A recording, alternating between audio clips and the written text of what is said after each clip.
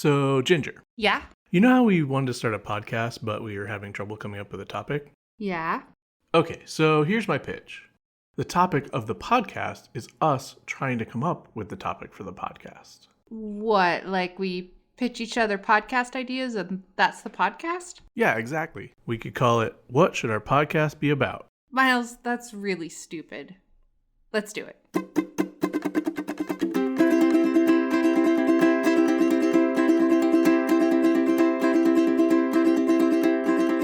What should this song be about? I'm trying to figure it out. What should this song be about?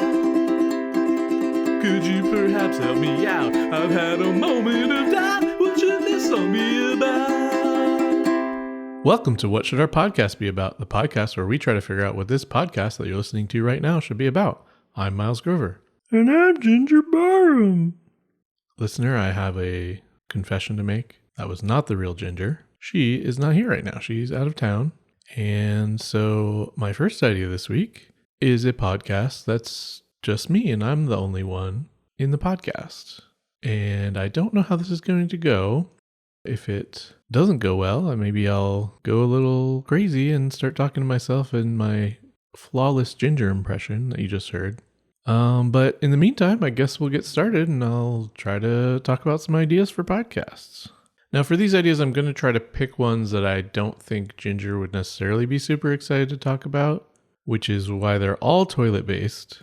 We're going to talk about toilet reviews, toilet memes, toilet interviews, toilet pranks, toilet celebrities, toilet stuff. No, they're not toilet-based, but some of them might be toilet-based. You'll just have to stick around and find out. Okay, my first idea is a podcast where we try to come up with tongue twisters. I've always enjoyed tongue twisters and like learning how to say them fluently. Like, you know, how much wood could a woodchuck chuck if a woodchuck could chuck wood? Or she sells seashells by the seashore? Or, you know, rubber baby buggy bumpers, whatever. And so I thought it might be fun to try to create our own. So I have written down a few here that I just kind of put together quickly, but hopefully these will be interesting. Man, it's weird not to have anyone to talk to when I'm doing this, so I hope I'll just pretend that you're saying things, listener, maybe? I know I am very handsome. Anyway, so yeah, tongue twisters that I written down. The first one is, I'm going to see if I can say these like fluidly, but we'll see. Who lodged their dodgy Todger into Stodgy Roger's jammy Dodger? Who lodged their dodgy Todger into Stodgy Roger's jammy Dodger? That one's like actually kind of hard to say. I'm a little bit proud of that. Let's see. Next one is, my cunning butler's burly brother counted bunglers cutting butter. My cunning butler's burly brother counted bunglers cutting butter. There's like a flow to it. It's like poetry almost or something, but it's, you know, nonsense. Just trying to find words that, you know, are hard to say in sequence, I guess. This next one is inspired by, I don't know if you'd call it a meme, but it's, there's a thing where certain Scottish people can't say purple burglar alarm. I'll put in a quick clip here of Limmy, a Scottish YouTuber or Twitch streamer, I think, that I've seen a few times who's talked about this. Purple burglar alarm, purple burglar alarm. Purple burglar alarm, purple burglar alarm, purple burglar alarm, burglar, purple burglar. So yeah, obviously it's not that hard for people with my accent to say purple burglar alarm, or at least it's not as hard as it is for Scottish people with certain accents. But anyway, here goes the tongue twister. Purple burglar alarm, disturbing rural murdered Curtis gerbils marbled swirling parboiled burgers. Purple burglar alarm, disturbing rural murdered Curtis gerbils marbled swirling parboiled burgers. Again, these are basically nonsense, but they're all words at least. So I think they gotta at least be words in your tongue twister, because just putting sounds together that literally don't mean anything is, I guess, not terribly challenging or interesting or something anyone would want to try to do. And the idea of tongue twisters is that they're supposed to be like fun for people, right? And then here's my last one that I came up with, and this one is sort of similar to the previous one in terms of sounds. But anyway, Perjurers assured her their fur surely burned Persian burnished burbling turbans. Perjurers assured her their fur surely burned Persian burnished burbling turbans. Perjurers assured her their fur surely burned Persian burnished burbling turbans. That one feels kind of like that meme of Ermagerd Gershburps, where you like just replace all vowels with R's or R-colored vowels, I guess. So the idea of the podcast, I guess, would be trying to come up with sequences of words that sort of at least mean something and also are hard to say but have that kind of fun flow to them. I don't know if any of these ones I came up with are all that good in terms of being a tough tongue twister, or maybe I'm just really good at tongue twisters, I guess, ladies. But that's that idea, I guess. Moving on, there's another idea I had, which is a podcast called Words Are Weird, which is, I think we've sort of talked about stuff along these lines before, but the idea of the podcast would be talking about different words with funny or strange or interesting histories, origins, and so on. One that I recently came in contact with is the phrase to gin up, right? You might say, so-and-so is trying to gin up support for a candidate or something like that, right? And I was wondering where that came from. Is it just like gin the drink or engine or something like that? Or what is it? So according to Etymonline, the online etymology dictionary, the word gin in the slang phrase gin up, meaning enliven, make more exciting, from 1887, perhaps a special use of the verb associated with gin, engine, but perhaps rather or also from ginger up in the same sense, which is from ginger in the sense of spice, pizzazz, specifically in reference to the treatment described in the 1796 edition of Gross's Slang Dictionary under the entry for feeg, quote, to put ginger up a horse's fundament, and formerly, as it is said, a live eel, to make him lively and carry his tail well. It is said a forfeit is incurred by any horse dealer's servant who shall show a horse without first feeging him. Feeg is used figuratively for encouraging or spiriting one up. So I guess the word feeg meant the same thing as to gin up, which is to stick ginger up a horse's butt. And even better, to stick a live eel up a horse's butt. And according to this guy, you are doing a bad job showing someone a horse if you don't put a live eel up the horse's butt beforehand. So yeah, that's pretty hilarious and awesome. Well, I mean, not for the horse, but anyway. That's the only example I have, written down here. But I suspect that there are a lot of words that could be pretty interesting and could carry an episode to talk about. And, maybe it'd be a podcast with fairly short episodes, I guess. But I don't know. Another thing that comes to mind is like the word bad. In English, bad is but basically the most generic possible word, right? Or very close to. Good and bad are like about as generic as it gets in terms of describing something, right? Like this thing is good, this thing is bad. No nuance, no real connotations other than I don't like it or I do like it, right? Basically. But bad wasn't always the word for that. We used to just use the word evil in English or, versions of that word. Back in Old English, I believe it was ifel, right? And it just, it didn't specifically mean morally bad like it means now. It was just like the word for stuff that was bad, including morally bad, I guess. But anyway, the word bad is from the 13th century in surnames. William Bad, Petrie Bad, Ascatinus Bad Cheese, Rads Bad in the Head, I think is how current English would render those names. They're spelled all funny and stuff. But anyway, the word bad has no apparent relatives in any other language, and it is possibly from an Old English derogatory term, badel, and its diminutive badling, meaning an effeminate man, hermaphrodite, or pederast, which is probably related to baden, to defile.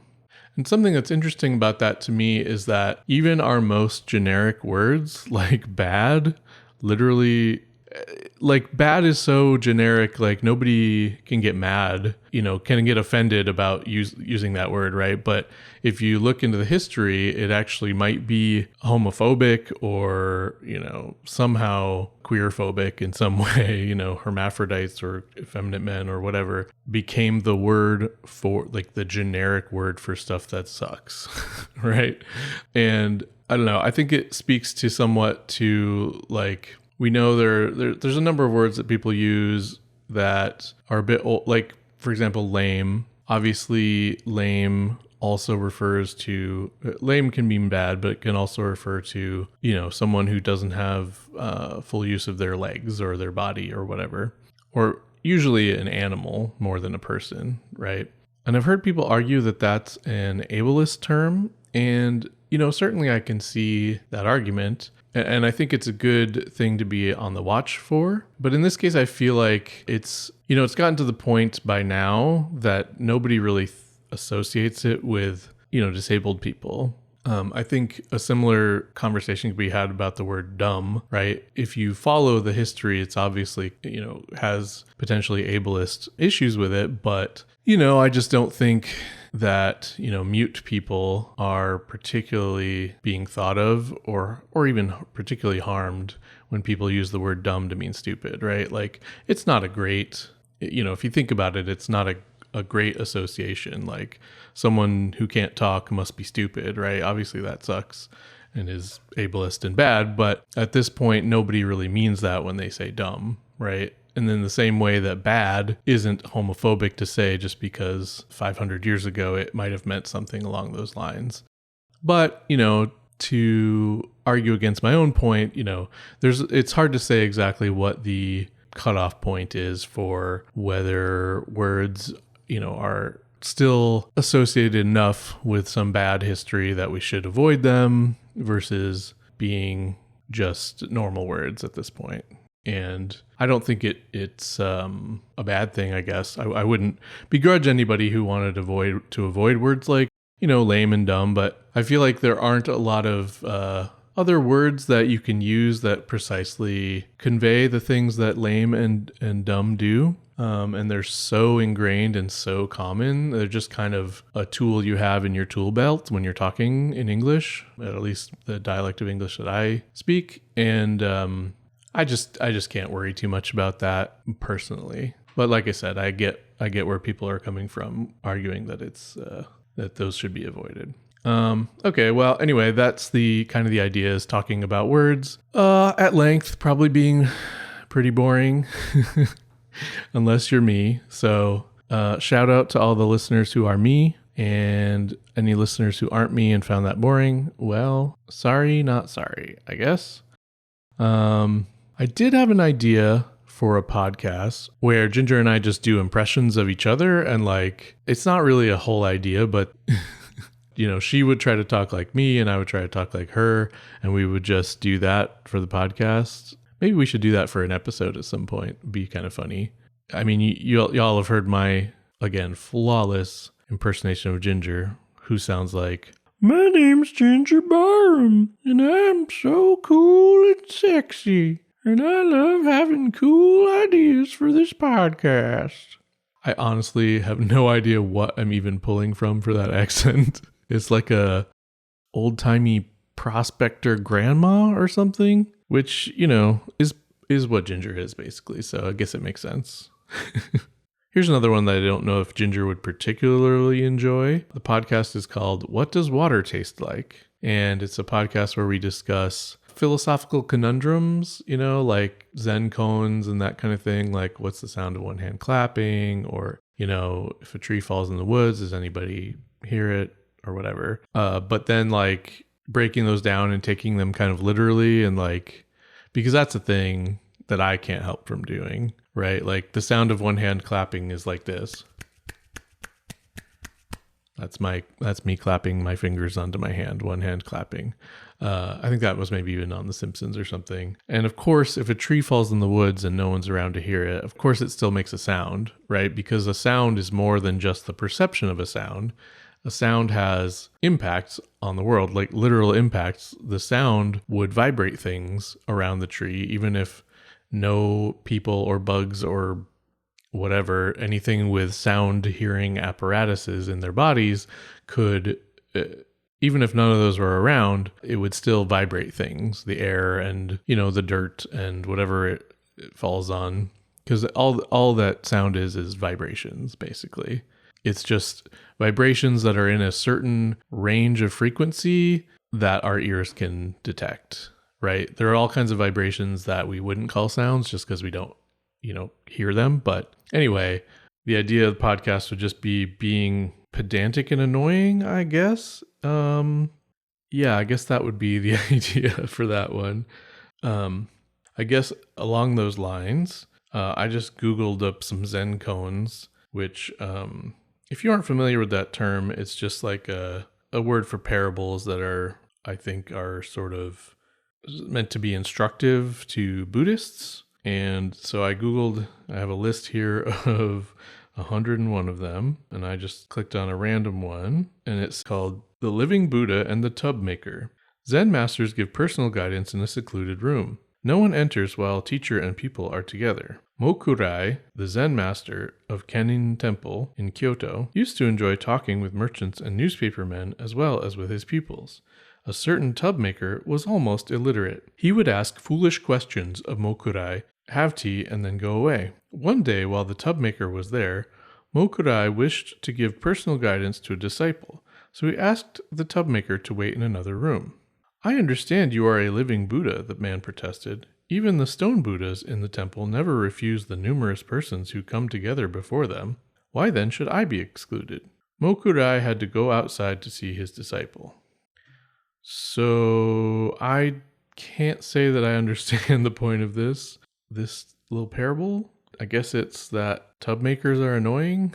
Seems to be the lesson there. Or I guess maybe the idea is like in the contrast between the living Buddha and the stone Buddhas, and the tub maker saying the stone Buddhas never refuse him is like the important part of it, but like, I don't know. My main takeaway there would probably still be that tub makers are big dum-dums. So yeah, I don't know. I'm just going to read one more random one and see how that goes. Okay, this one's called Black-Nosed Buddha. A nun who was searching for enlightenment made a statue of Buddha and covered it with gold leaf. Wherever she went, she carried this golden Buddha with her. Years passed, and, still carrying her Buddha, the nun came to live in a small temple in a country where there were many Buddhas, each one with its own particular shrine. The nun wished to burn incense before her golden Buddha.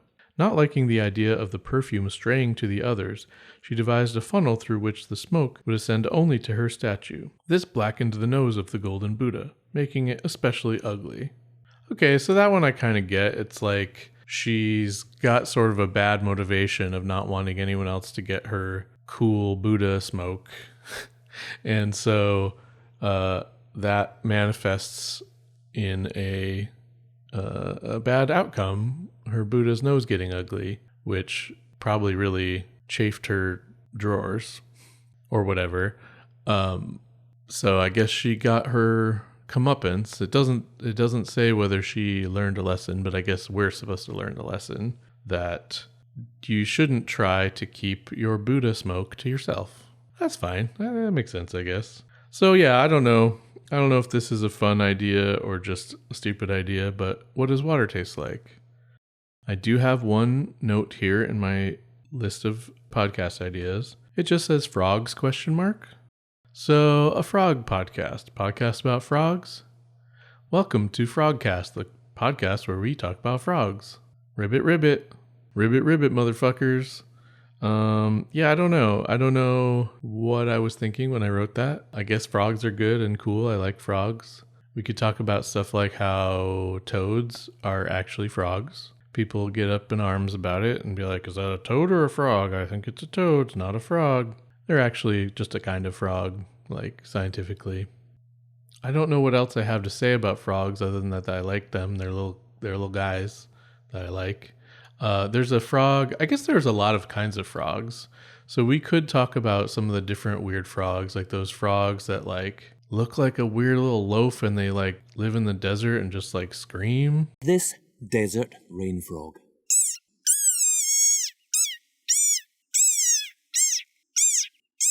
It sounds like a dog toy, but actually, this is the sonorous war cry of a very angry frog. Ferocious.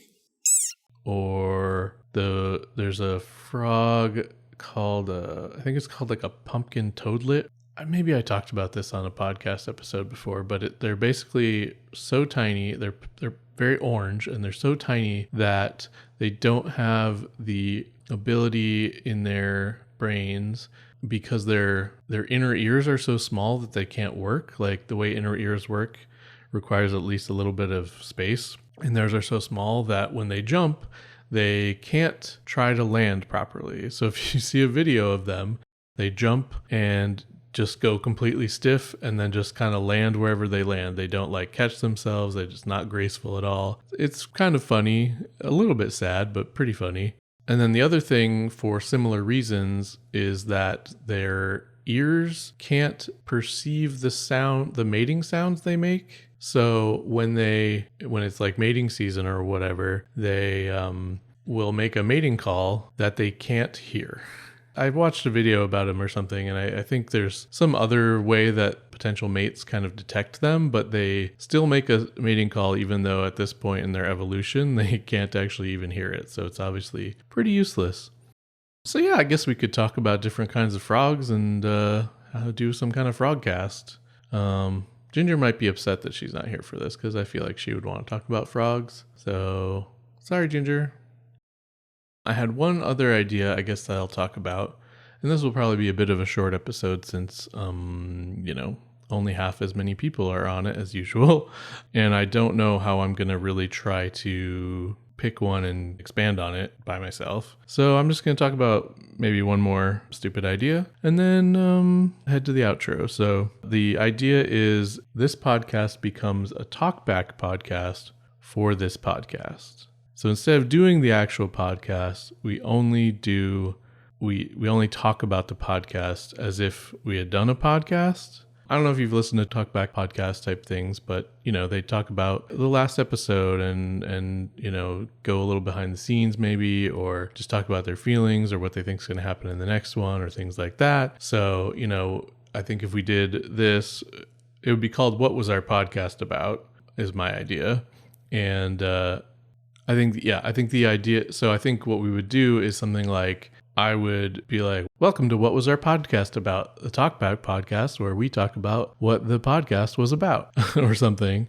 And, then we pretend like an episode happened. And so we have to make up ideas that we talked about and talk about them, which I think will be a little bit easier than coming up with actual ideas and actually talking about them. Like, oh my God, Ginger, I can't believe that your first idea this week was a podcast where we just make macaroni and cheese and then stir it into a microphone as ASMR or something for the podcast. What were you thinking when you came up with that idea? And, she would defend that idea that she supposedly came up with, and she would suggest that I came up with stupid ideas, which, of course, I did come up with stupid ideas. You're listening to one right now.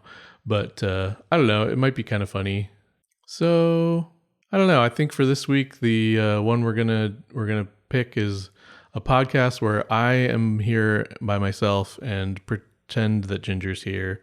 What do you mean? I'm definitely here. My name's Ginger, and I'm here right now. This is how I talk and the kind of things that I would say. I don't know why I'm an old-timey prospector grandma, but that's what I am. You're right, Ginger. I'm sorry that I implied that you weren't actually here. You're definitely here. And this is definitely the podcast that we did this time. Ginger, do you want to do our social media stuff? That's right. I'm Ginger, and I usually do that part, so I guess I'm going to do it. You can find all our social media stuff on our website, which is coolpodcast.website. And you can email us your ideas and stuff at coolpodcast.website. And we have Instagram and Facebook and Twitter and all that stuff. And I'm still definitely Ginger, by the way. And you should definitely send us your ideas. It can't be as bad as the current one that's happening right now. I don't know what's happening to my voice, but anyway, just to be clear, definitely Ginger here. And I'll be done now. Thanks, Real Ginger. Okay, I guess we can move on to the outro of our podcast, which is welcome to What Should Our Outro Be About? The podcast within a podcast where we try to figure out what this outro that you're about to listen to will be about. Okay, my pitch for this week, and no one can stop me, is that I just make fart sounds. So here we go.